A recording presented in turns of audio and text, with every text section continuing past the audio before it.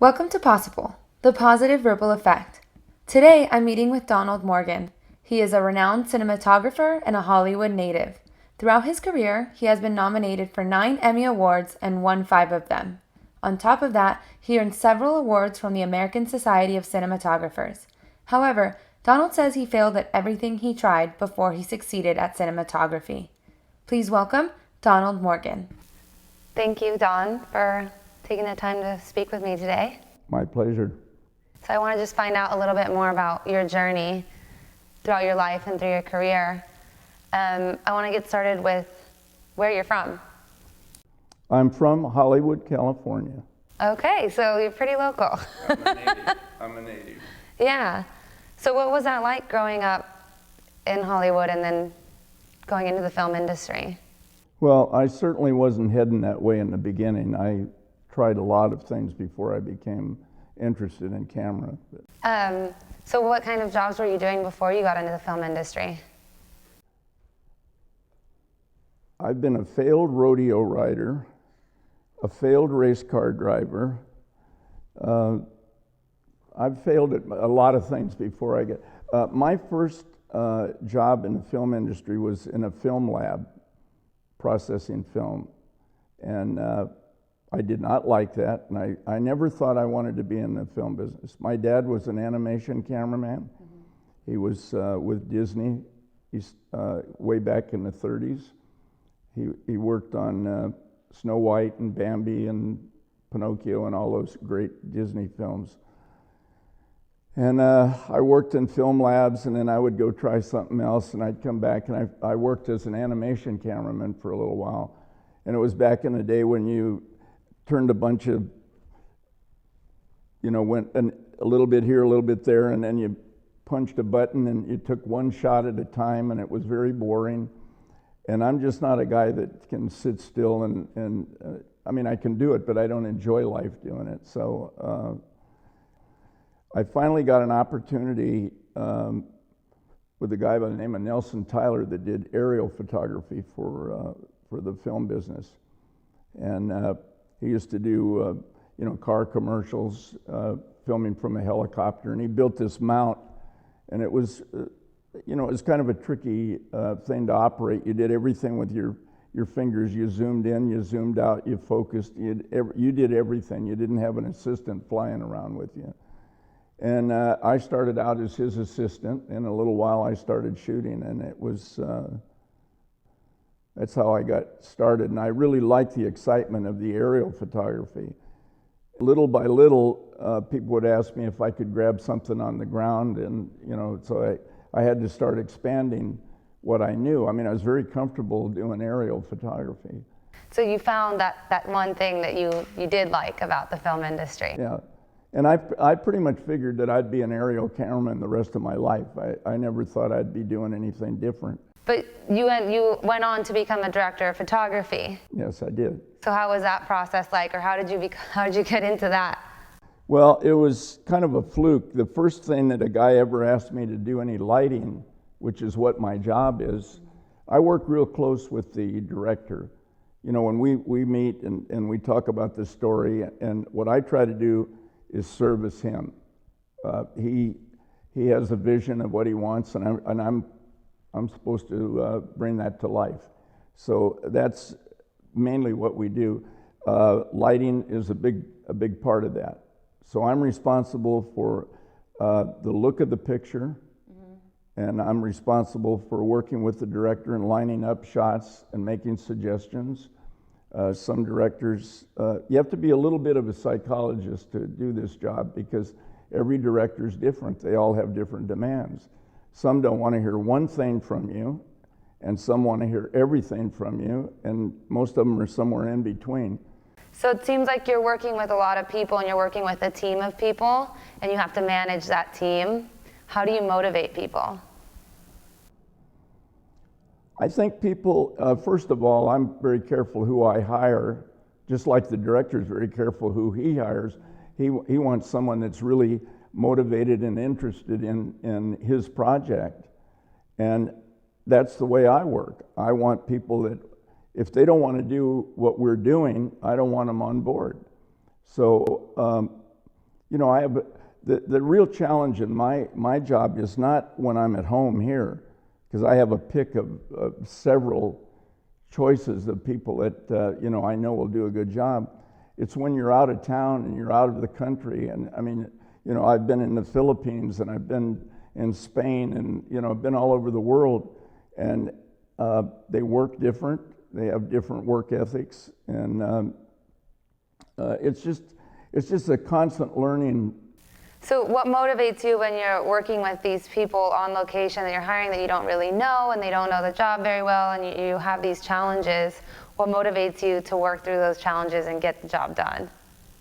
Well, I think the motivation comes from the love of filmmaking. I mean, I don't think I ever land anywhere that I don't have that. I mean, I'm as excited about, I'm 82 years old, I'm still making movies, and I'm as excited about working today as I was when I was brand new. I mean, it's an exciting job. It's a creative job. You're actually painting with light. Mm-hmm. I mean, we walk into a place, and you know, the part that's exciting to me is I walk into a building and I go, how in the heck am I going to light this? There's nowhere to hang a light, you know. And then you think of some way of doing it, and then you get to watch it, and you know, sometimes you say, oh, I wish I would have done this or that. But you know, I've been very fortunate with the projects, and the people I've been working with have been very creative, and so I've had some really nice experiences. You know, people say, what's the worst director? You know, I don't have those stories. I mean, some of them have little quirks that are interesting, but they all wanted to do the project, and they all wanted me to do a good job, and I wanted to do a good job, and that transfers to the other people. If they see that you're out there really giving it, you know, if you're one of those guys that they can't find, and there are those people, and I'm not one of them, you know, I'm on the set all the time. Yeah. And when people that are working for you, even if they're new and out of the country, they get that mojo going, you know, they want to do what you want to do. If they're in this business, I think that's pretty much to the person. Important then to work with that motivated team. Like, is that part something that makes your job a little bit easier to know that everyone has that same goal and that you're all striving towards? Yeah, I've had jobs where it wasn't like that, and it's certainly a lot harder. I mean, when the first time I went to Spain, they were used to working a little different than we were, and they did not like taking any direction from the cinematographer, the director of photography. They wanted to hear from the gaffer. And the gaffer that I was using the first time was not giving him the instructions. So I went over and started talking to him, and it was sort of a no-no. But when they realized that I wasn't doing any harm, and that, you know, it worked out, and the gaffer finally got on board and started doing what he was supposed to be doing, because he saw the energy that I think that the rest of the company was putting, and not just me, but I've been blessed with energetic people that want to do what they're doing, and I just got to say that I've been really fortunate in that respect. Yeah, I think that makes things a little bit easier. Yeah. What would you say is your favorite part of what you do and your least favorite part of what you do? My least favorite part is the prepping, because I think you prep, and then you get there and you do something different, you know. And you have to prep, you have to do it. But sometimes I see this stuff that we're doing, and I'm going, I just wonder if any of this is really going to happen. Yeah. And a lot of times it doesn't. You know, a lot of times you get there and you see. It's real easy to have someone say, I'm going to have her walk through that door, come over here and sit down. The other person's going to sit there, and they're going to have a conversation. Then when the director gets the cast there, and he runs through it, and maybe the actress says, you know, I'm really a little more comfortable standing here, and he doesn't want to make her uncomfortable, so, you know, there's adjustments made. So a lot of the stuff that you thought was going to happen, you got to think on your feet, and you got to be ready to move and do stuff that was not planned. So what you're telling me, it seems like that's kind of a metaphor for life, because it seems like life kind of goes that way. You plan to go on this track, A is going to lead you to B. Would you agree with that? Yeah, life's what happens while you're making plans, right? So you've actually won 5 Emmys for the work that you've done. What do you think you did right to get to that level of success or achievement? I think paying everybody off is what helped. Those $100 bills to all the voters. No, I just think it's the luck of the draw. I've had really good directors, really good projects, and when I learned to light, I did not go through the studio system where you start, way down here and you work your way up. By the time I got to a studio to do a movie, I'd already done a bunch of commercials and I'd done some independent movies. Where I actually learned to light was I was asked one time, could I light a bunch of kids that were yelling and screaming and having a good time? They were cutting from animation to live action kids, yelling and okay. So all they wanted was to pour some light in there and get these kids jumping around. And I told the guy, I don't know how to light, and he said, get a gaffer and I'm sure you can do it. And that pushed me into trying something that I wasn't really comfortable with. And I realized that I can't depend on someone else doing my job. So I sent away I still have the book at home. I sent away for a book of 100 famous paintings. And I saw Rembrandt's work and some of that stuff, and I'm looking through that. And I kept thinking, I could do this if I put a light here and I did that, and I put a little flicker to it, and and I started working with paintings in mind. And I've never been to a museum when I was a kid. I wasn't raised that way. And so I really didn't have any background in art. Mm-hmm. But when I looked at those pictures, something clicked, and whatever artistic ability is in me, it started coming out.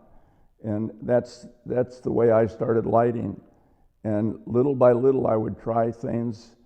And I've always been lucky with picking people that wanted to see me do well. So would you say you were good at picking mentors? I think so. You think they were mentors in your life? Oh yeah, definitely. Yeah. I think when you're on a movie set, if you're open to suggestion, mm-hmm. you hear a lot of things that you have to forget that they're not going to work for you. But somebody will say, I wonder if we did this, and all of a sudden something clicks. And I think that's the brilliance of, I know some people that they don't want to hear anything from anybody. It's their way or the highway. And that's real nice for them. But I think the joy for me in the movie business is the collaboration of people that want to accomplish the same thing. And you get ideas. I've worked with almost every director I've ever worked with. I've worked with them over and over and over. And it's because I listen to them and they also listen to me. So what do you think was the role of those mentors in your life or in your career? Well, I think it was a necessity to have people that, I've never been one for telling you I can do something that I can't do. And when I've gotten jobs that were over my head, I would say, I need some help with this. And I think it's just the nature of the business that people want to do that. I think where you get in trouble is if you act like you know what you're doing and they know you don't, is when they don't want to help you.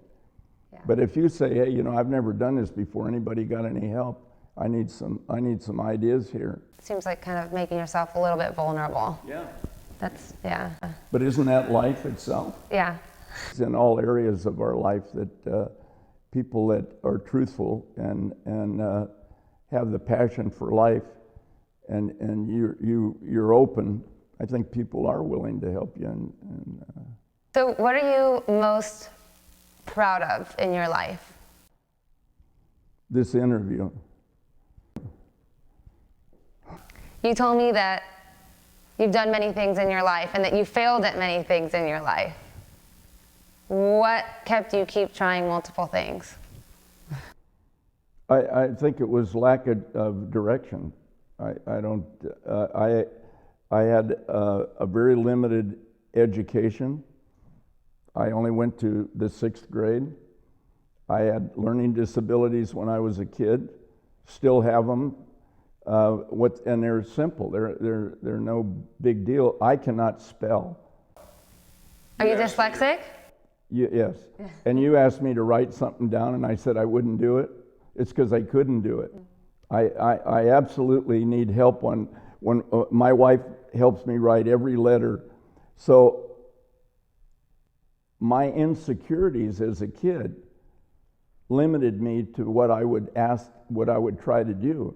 And as I failed or succeeded in things, I got more courage and more self-esteem, and I was willing to start trying things that seemed a little bit out of my reach.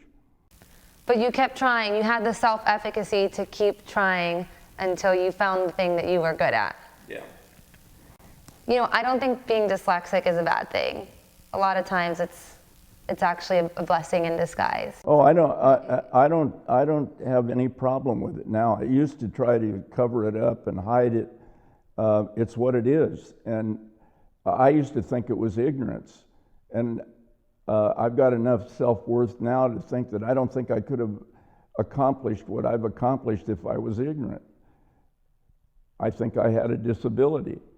And I think that the disability, I mean, you see it Dancing with the Stars, a lady with no legs dancing. And that's the kind of courage that I admire. And she has a disability, but she's not letting it hold her back. And I refuse to let my very small disability hold me back. People watching this who might have some sort of insecurity, how can they overcome that? What was your method? I think you just have a little talk with yourself and say, I just cannot quit. Because I think the biggest barrier for me in my beginning was what I thought people were going to think of me. And when I got over that, then I started accomplishing things. When I said, it doesn't matter what they think, I can do this. And there was some things that didn't work out, but I didn't give up. I just figured this was not meant to be, and I went on to the next thing. And it's pretty much what it was. So what are you most grateful for? I'm just grateful that at 82 years old that I still have the fire in the tummy, that I want to get out there and still do stuff that, I'm raising a granddaughter who's 7 years old, and we've had her for 5 years. And, usually when you're 82 years old, you don't have a little girl that you're raising every day and taking her to school and watching her grow. And these are blessings that just kept coming my way. And I think that in my case, the best thing that I've ever learned is to look at stuff that might look hard and might look like a curse, but really is a blessing. I don't have curses. I have blessing after blessing after blessing, and that is an attitude. I mean, you've got that choice every day. There was a time in my life when I used to get up and think, yesterday was crap, today's crappy, I imagine tomorrow will be crappy, and I was never wrong. And now I get up and I go, yesterday was great, today's been good, I guess tomorrow will be even better, and I'm never wrong. You control your destiny? I think so. Yeah, I think you do. I think you do. I mean, I'm sure there's... I think you're a living example of that. I hope so. I hope so. I love life. So the last thing I want to know is if there is one thing that you could change in your life or in your career, what would that be? One thing that I could change? Or that you could do differently, but I guess that would mean change it, so. Well, I think If anything. it's really an impossible thing because you can't change anything. I think one of the biggest tricks is don't spend the rest of your life trying to change yesterday. I've never succeeded even a little bit at anything I didn't want to do that other people thought I ought to do. It's always what I wanted to do, and then it's not a job. I mean, since I've been in this business, I've never worked a day in my life. You know, That's good. I just go have a good time. People used to say to me, "Aren't you glad it's Friday?" I said, "Not necessarily." And Monday, I'd say, "Aren't you glad it's Monday?" You know, here we are. We got a bunch of people playing with lights, and we're making little movies. So That's a good message to send to people. I mean, if you love what you're doing, then it's not a job; it's a calling, and that's what all of us should be doing. that's what I tell my kids. Well, thank you. Thank you. Thank you so much. Thanks.